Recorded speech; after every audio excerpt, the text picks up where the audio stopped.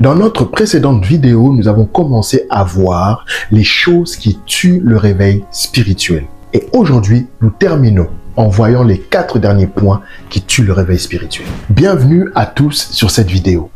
Je suis Eli David Domingos, pasteur, artiste et écrivain.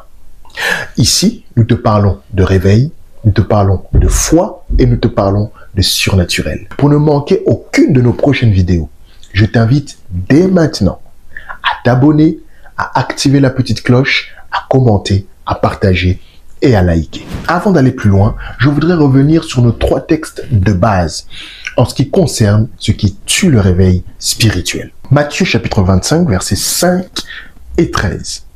Comme l'époux tardait, toutes s'assoupirent et s'endormirent. Veillez donc, puisque vous ne savez ni le jour ni l'heure. Luc 21, 36. Veillez donc et priez en tout temps, afin que vous ayez la force d'échapper à toutes ces choses qui arriveront et de paraître debout devant le Fils de l'homme. 1 Corinthiens 16, 13. Veillez, demeurez fermes dans la foi.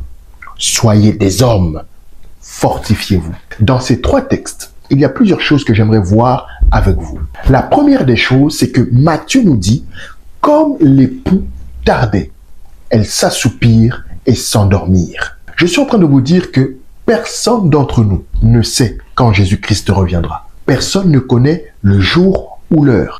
Et à cause de cette attente, parfois, nous sombrons dans le sommeil spirituel. Votre travail, c'est de rester vigilant, de rester éveillé. C'est d'ailleurs ce que la Bible nous dit dans le livre de Luc. Veillez et priez.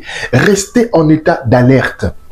Restez dans cet état de vigilance. Faites attention. Si nous voulons avoir une vie de réveil stable, nous devons toujours faire attention aux choses qui peuvent tuer le réveil. Et Jésus est clair, il dit, ces choses arriveront. Ça veut dire que tous les points que nous sommes en train de voir, c'est des choses qui arrivent, c'est des choses qui viennent, c'est des choses que l'ennemi permet. Mais nous devons être vigilants. La Bible nous dit de rester ferme. Ça veut dire que un homme, une femme de réveil n'est pas une personne qui va à tout vent, qui va dans tous les sens. Non, vous devez rester ferme. Et quand vous voyez des symptômes, des signes de ces choses en vous, que vous puissiez résister. La parole de Dieu nous dit, résistez au diable et il fuira. Donc, quand vous écoutez ce podcast, vous écoutez cette vidéo et que ces choses, vous les remarquez, ne vous laissez pas aller, ne vous laissez pas affaiblir, ne tombez pas dans une culpabilité ou une tristesse. Au contraire, levez-vous dans la prière et résistez à ces choses. Le 5e point, la 5e chose qui tue le réveil en nous, ce sont les blessures intérieures. Les blessures intérieures, ce sont des plaies, des séquelles qui restent en nous par rapport aux choses que nous avons vécues hier. Des éléments, des événements, des relations, des faits qui nous ont affectés hier. Beaucoup de chrétiens vivent les blessures intérieures. Ça peut être des événements personnels, ça peut être des choses qu'on nous a fait, ça peut même être des événements par rapport à Dieu. En ce qui concerne les hommes, c'est très facile de le juger. Quand nous avons une blessure intérieure par rapport aux hommes, c'est peut-être une altercation, c'est peut-être une parole qui a été dite, c'est peut-être une chose qu'on nous a faite.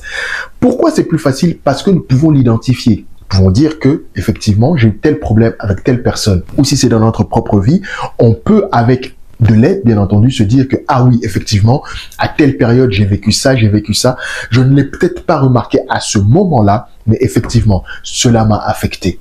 Dans ce cas-là, la clé, c'est le pardon, ok? C'est le pardon. Se pardonner ou pardonner les personnes qui sont en face de nous. En ce qui concerne Dieu, c'est un tout petit peu plus complexe. Très souvent, beaucoup d'enfants de Dieu ont des blessures intérieures par rapport à leur relation avec Dieu, simplement parce qu'ils n'ont pas compris quelque chose que Dieu avait dit. simplement parce qu'ils se sont laissés embarquer dans quelque chose qu'ils pensaient vrai. Certainement parce que ils pensaient que Dieu leur avait promis quelque chose, que Dieu leur avait dit quelque chose, et finalement, ils ne le voient pas. Dans ce cas-là, je vous conseille deux choses. La première des choses, il faut avoir le discernement. Pourquoi? Pour savoir si c'est réellement Dieu qui a parlé. Frères et sœurs, lorsque Dieu nous parle, il nous parle sur sa parole. C'est très simple de savoir quand Dieu nous a parlé, parce que nous pouvons regarder la parole de Dieu. Nous pouvons juger cela par rapport à la parole de Dieu. Nous pourrons comparer cela par rapport à la parole de Dieu. Ne tombons pas dans cette folie, dans cette démagogie qui est de dire que Dieu peut parler en dehors des Écritures. Même si Dieu va vous dire quelque chose qui n'est pas écrit mot pour mot dans la parole de Dieu, vous aurez quand même un principe, une référence, une instruction biblique pour soutenir ce qu'il vous a dit. La deuxième des choses, vous pouvez aussi aller voir un homme de Dieu pour vous aider à comprendre que j'étais dans cet élan avec Dieu. En tout cas, je pensais que le Seigneur m'avait dit quelque chose, mais j'ai l'impression que ce n'est pas ça. Un aîné, un père dans la foi, un leader spirituel, votre pasteur, va vous aider justement à juger cette intention-là. Très souvent, ce sont nos intentions que nous prêtons à Dieu. Et Dieu ne suit pas les intentions des hommes. Alors, qu'est-ce que nous faisons?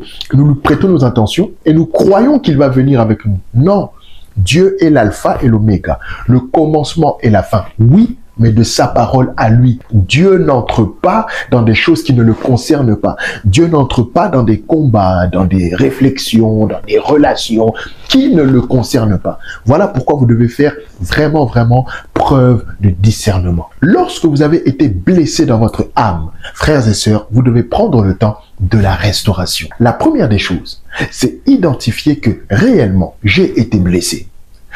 Être en état de réveil, ce n'est pas être dans un état second ou dans une vie de chimère. Pas du tout. Nous sommes dans le monde de la foi et le monde de la foi est réel. Donc, quand vous sentez une blessure intérieure, premièrement, il faut l'identifier. La deuxième des choses, vous devez prendre la décision de guérir. On ne guérit pas au hasard. Vous devez prendre la décision de guérir. Troisième chose, lorsque vous avez pris la décision de guérir, passez à l'acte de la guérison. Qu'est-ce que ça veut dire? Mettez en place tout ce qui peut vous permettre de guérir. Comment se protéger des blessures intérieures? Simplement en protégeant votre cœur. Vous devez savoir que votre cœur est le centre de tout. Vous ne pouvez pas avoir une vie de réveil épanouie si votre cœur est surchargé, si votre cœur est plein, si votre cœur est lourd. Les sources de la vie viennent de votre cœur. Donc vous devez protéger votre cœur. En protégeant votre cœur, vous évitez les blessures intérieures. Le sixième point, la sixième chose qui tue le réveil en nous, c'est l'orgueil. J'aimerais vous dire que l'orgueil vous rend adversaire de Dieu. Parce que la Bible dit que Dieu résiste aux orgueilleux. Dieu ne peut pas marcher avec vous si vous êtes orgueilleux. Lorsque vous êtes dans la vie de réveil, l'orgueil est l'un des grands pièges qui viendra souvent dans votre vie. Pourquoi? Parce que le réveil vous emmène à expérimenter Dieu. Le réveil vous emmène à expérimenter des grâces de Dieu, des dimensions de Dieu, des bénédictions de Dieu. Et l'ennemi sera là en train de guetter pour voir est-ce qu'il peut entrer, n'est-ce pas, dans cette relation que vous avez avec Dieu pour vous dire, tu vois, c'est merveilleux ce que tu vis, tu vois, tu es le meilleur, tu vois, les autres ne vivent pas ce que tu vis, tu vois. Il va essayer de vous piéger par, n'est-ce pas, l'orgueil. L'orgueil, c'est quand vous commencez à penser tout connaître de Dieu. L'orgueil, c'est quand vous pensez que vous ne pouvez plus apprendre. La Bible nous présente le plus grand des orgueilleux, qui était Lucifer. Lucifer a dit, moi aussi, je monterai, je me mettrai sur le trône, je serai comme Dieu. Vous voyez, cet esprit-là de se penser supérieur, cet esprit-là de penser que les autres ne connaissent rien, cet esprit-là de penser que vous êtes l'unique canal de Dieu. C'est de l'orgueil. Et c'est un très grand piège. Lorsque vous êtes en état de réveil, je vous en supplie au nom de Jésus-Christ, checkez votre cœur tous les jours. L'humilité n'a rien à voir avec vos vêtements. L'humilité n'a rien à voir avec votre façon de parler. Pas du tout. L'humilité, c'est un état de cœur. L'humilité, c'est quand dans votre cœur, vous acceptez de continuer à apprendre. L'humilité, c'est quand dans votre cœur, vous acceptez de voir que les autres sont utilisés par Dieu. Que de la même manière que Dieu vous visite, Dieu visite aussi d'autres personnes. Vous voyez un peu ce cœur-là. Donc, l'ennemi viendra souvent par la porte de l'orgueil. Et pourquoi il le fait? Parce qu'il sait que lorsque vous êtes orgueilleux, automatiquement, la prochaine option de Dieu, c'est de vous abaisser. Alors, faites attention à l'orgueil. La 7e chose qui tue le réveil en nous, ce sont les choses qui prennent la place de Dieu. Les idoles. Je sais que lorsqu'on parle de ça, nous les enfants de Dieu, on se dit qu'on n'est pas concernés parce qu'on a Dieu comme Père, on a Dieu comme Dieu. Nous n'avons pas réellement d'idoles dans notre vie. Eh ben, j'aimerais vous dire qu'en réalité, nous en avons beaucoup d'idoles.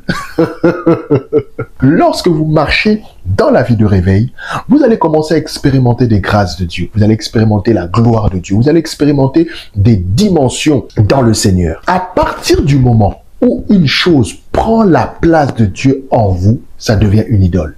Lorsque vous commencez à magnifier quelque chose, lorsque vous commencez à glorifier, à élever quelque chose que Dieu a fait en vous ou par vous dans votre vie, c'est une idole. C'est-à-dire que dès que quelque chose prend la place de Dieu dans votre cœur, c'est une idole. Donc Dieu pourra vous dire par exemple, tu es habitué à faire 21 jours de jeûne, tu es habitué à faire 4 jours de retraite. Mais cette fois-ci, j'aimerais que tu fasses autre chose. Cette fois-ci, j'aimerais que tu ailles voir les orphelins.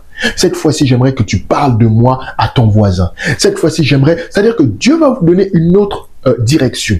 Dieu va vous donner une autre ordonnance. Vous n'aurez pas la force de faire ce que Dieu vous dit simplement parce que vous serez attaché à ce qu'il a fait hier. C'est un piège très répandu, surtout chez les personnes qui ont expérimenté de grandes choses avec Dieu. Nous n'arrivons pas à aller à l'étape d'après simplement parce que ce que nous avons vécu hier est devenu une idole. Ce que Dieu fait pour vous ne doit jamais prendre la place de Dieu. Une instruction de Dieu ne doit jamais prendre sa place. Un miracle de Dieu ne doit jamais prendre sa place. À partir du moment où il y a quelque chose qui prend la place de Dieu, c'est une mauvaise chose. C'est simple de savoir ce qui prend la place de Dieu. C'est quand vous n'allez plus vers lui.